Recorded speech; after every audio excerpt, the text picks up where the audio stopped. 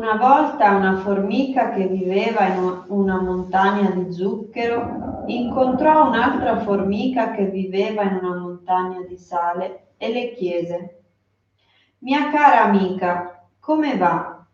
Le rispose: «Non sono così contenta come te. La mia bocca è sempre salata perché vivo in una montagna di sale». La formica allegra rispose: «Ora vieni dove vivo io, ti renderò allegra. Io vivo in una grande montagna di zucchero. Farò sì che la tua lingua sia sempre dolce». La formica infelice seguì quella allegra nella montagna di zucchero e rimase lì una settimana.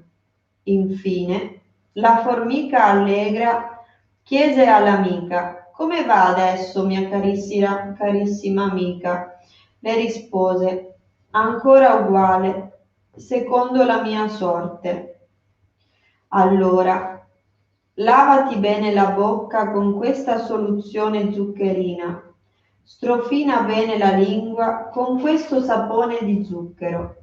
La tua lingua ha bisogno di una buona stropicciata perché per molti anni hai vissuto in una montagna di sale». L'amica seguì le istruzioni della formica allegra e all'8° giorno la sua bocca divenne dolce. Anche lei diventò molto allegra. Alcuni aspiranti tengono nascosti dentro alcuni desideri sottili, avidità, infatuazione, attaccamento ed orgoglio. Questi difetti s'attaccano alle loro menti come l'antico sapore del sale era rimasto attaccato al palato della formica infelice. Come la formica della montagna salata, essi si lamentano: «Non facciamo alcun progresso spirituale, non abbiamo autorealizzazione, non godiamo della beatitudine spirituale». Lavate bene la vostra mente e il vostro cuore col sapone del japa e del servizio disinteressato. Sradicate tutti i desideri e le impurità della mente.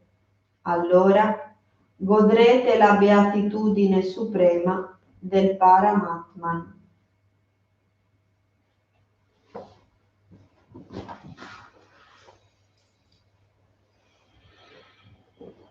Allora, cosa dici? Questa storiella.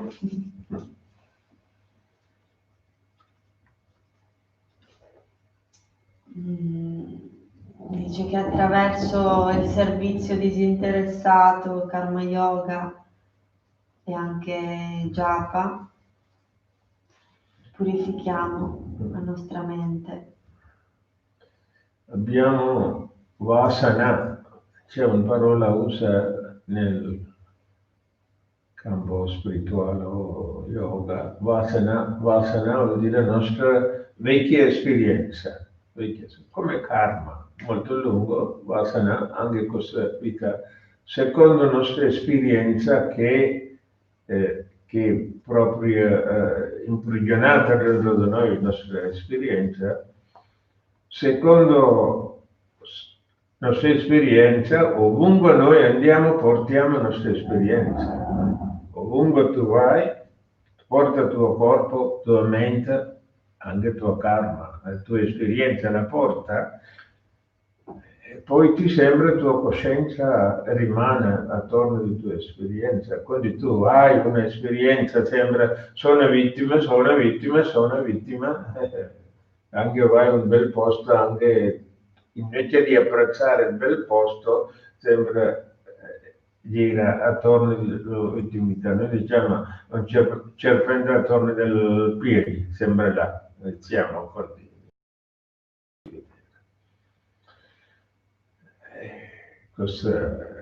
Come eliminare questa vecchia vasana? Tu devi introdurre una nuova esperienza, nuova informazione, nuova pratica, nuova sadhana, nuovi pensieri, nuovi sentimenti tutto positivo, è buono pensare. Invece di sentire, sono vittima, sono fortunato, che grazie a Dio sono ancora vivo, ancora hai due gambe, due braccia, la testa, il cuore, grazie a Dio. Grazie a uno stile di vita, gratitudine sembra ogni giorno della vita, comincia a ringraziare con il cuore. Oppure sembra, senti la leggerezza, che fortuna ha avuto questa situazione, che fortuna ancora Dio dà tutto, l'universo dà tutto, quindi sembra identificare la positivamente è necessario. Cosa è un'abitudine? Introdurre con nuova abitudine, vecchia abitudine va via sola, quindi questo è l'unico modo, deve introdurre. Sono tranquillo, sono in pace, sono in gioia, niente manca, tutto c'è. Devo pensare così. Altrimenti forse è meglio non pensare niente, ancora sta bene.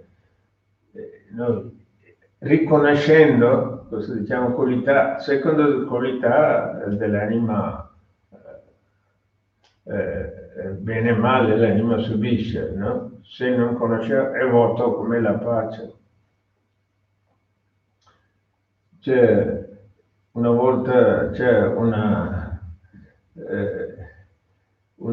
cervo, buio come luna nera, buio, un cervo, montagna, molto freddo, il freddo cervo.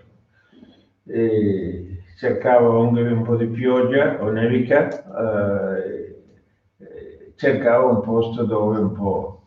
È entrata sembra una grotta, entrava là, e là sentiva un calore, un respiro, quindi qualcuno già dormendo là, saltando col calore, e il cervo dice che bello che respiro, nell'aria caldo, freddo. Ah sì, va bene, vieni vicino, così stiamo, così, è andato il cervo. Toccato il pelle caldo, così insieme, così dormito, poi piano piano come abbracciato, l'ho dormito, così è stato tutta la notte calmo. Quindi mattina il presto, ancora buio, il nevicare è fermato, quindi il cervo ricordava i suoi compagni, figli, così famiglia, quindi è detto e dell'amico grazie, tu tutta la notte tu hai dato questo bel calore, opportunità, dormite bene, io adesso devo andare a vedere i miei figli. E così è andato il buio, è andato via. Poi è andato là, visto dopo i figli tutti a posto, così comunque pensavo un attimo di andare e ritornare a questo posto e ringraziare questi animali, chi è, così ancora non lo sai che tipo di animali, perché poi io non ho visto, venendole vicino, anche interno questi animali anche venuto fuori perché la luce è venuta così il fuori rimanendo e servo avvicinando, ti vedo questo posto e pronto di questo posto c'è un tigre, appena visto il tigre corro indietro verso la casa. Tutta la notte è stata comodo perché non conosciuta chi è. Il mondo non conosciuto, quando non conosciamo stiamo comodo, appena cominciamo a conoscere bene o male e quindi è proprio questo significa così. Om Sahana Bhavatu Sahana Bhunaktu Sahaviryam Karavavahai Tejasvinavaditamastu Ma Vidvishavahe. Om Shanti Shanti Shanti.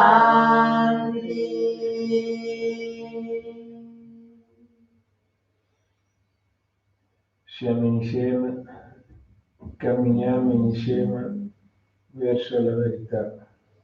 verso la purezza, verso la stabilità. Om Shanti Shanti, Shanti. Gudevano Godevano Bhojanam Prasada. Grazie. Ricordiamo Santanati, facciamo un saluto di gratitudine.